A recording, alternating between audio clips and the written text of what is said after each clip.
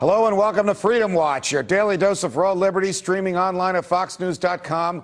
I'm your host, Judge Andrew Napolitano, here defending freedom, defending your natural rights, and defending your right to have a government that stays within the confines of the Constitution. You have all heard me state repeatedly that everything the government runs is broke. Social Security is broke. Medicare is broke. Medicaid is broke. Amtrak is broke. The post office is broke.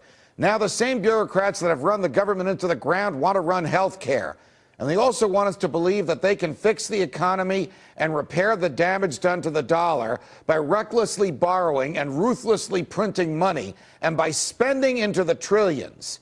They forget that the government consumes wealth, and only the free market can produce wealth. In an upcoming article in Forbes magazine, Congressman Ron Paul says, be prepared for the worst. The large-scale government intervention in the economy is going to end badly. It's now my pleasure to introduce one of America's great defenders of freedom and liberty today. Congressman Ron Paul joins us from our nation's capital. He is the author of the New York Times bestseller, one of his several bestsellers, End the Fed. Congressman Paul, welcome back to Freedom Watch. Thank you, Judge. Good to be with you. Why should we expect the worst, and what do you warn in this article that we should all expect?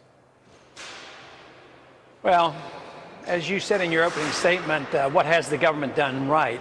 And if you were going to turn medical care over to the government, their test was how well they could distribute vaccine for H1N1. And the question of whether it was necessary or not, all that exists.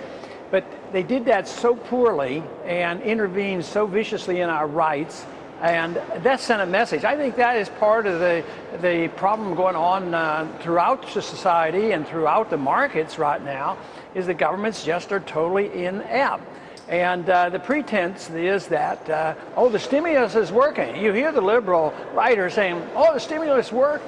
All we need is more of it, and then it would have really worked. Well, the trouble is it didn't work.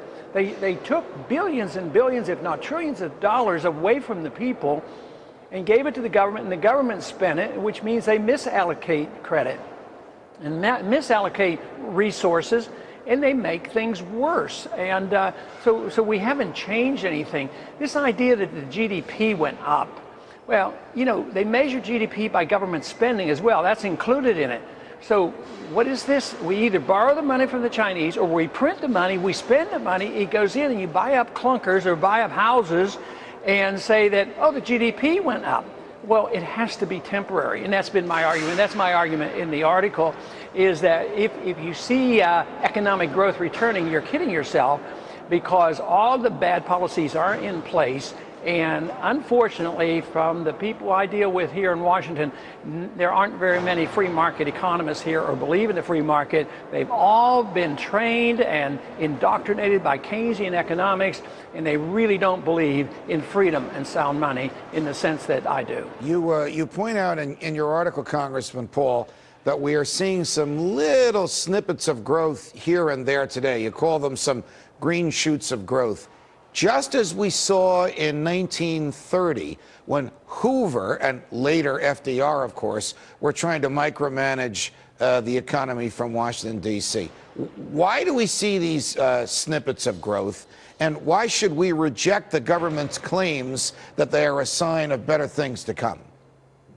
Well, I think it's part of human nature, because nothing goes down until the very end stages with a currency. At the end stages, a currency does fall off a cliff and it goes down.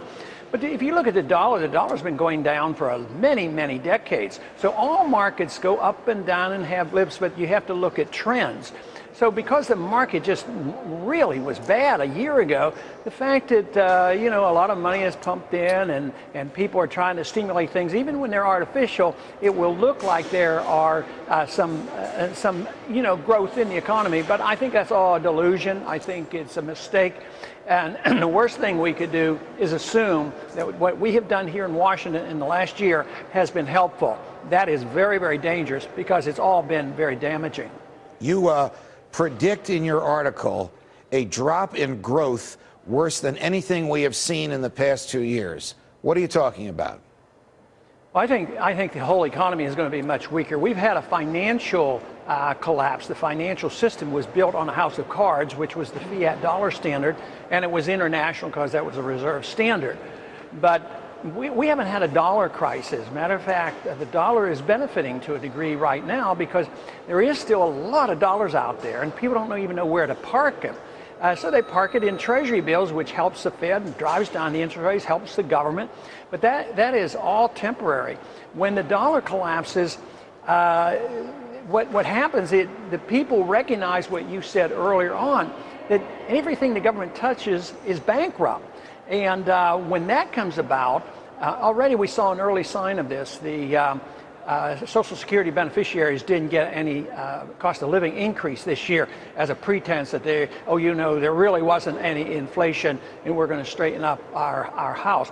But eventually, everything the government touches and passes out, the dollar will lose its value. So the more dollars they print, the more value it loses.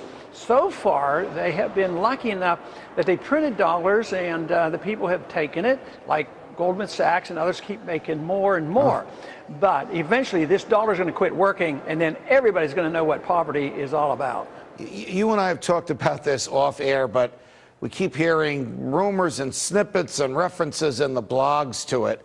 Are you considering running for the nomination of a party for president in 2012?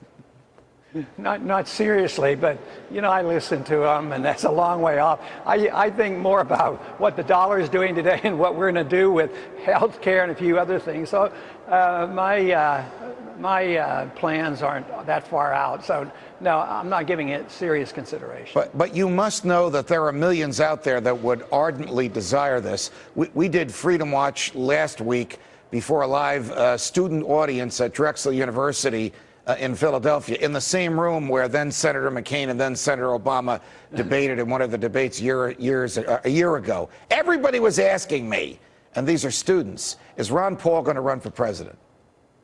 Well, Judge, I think it might be your turn this go around. So you and I have to have another private conversation on this. Congressman Paul, always a pleasure. Thanks for joining us on Freedom Watch. Thank you.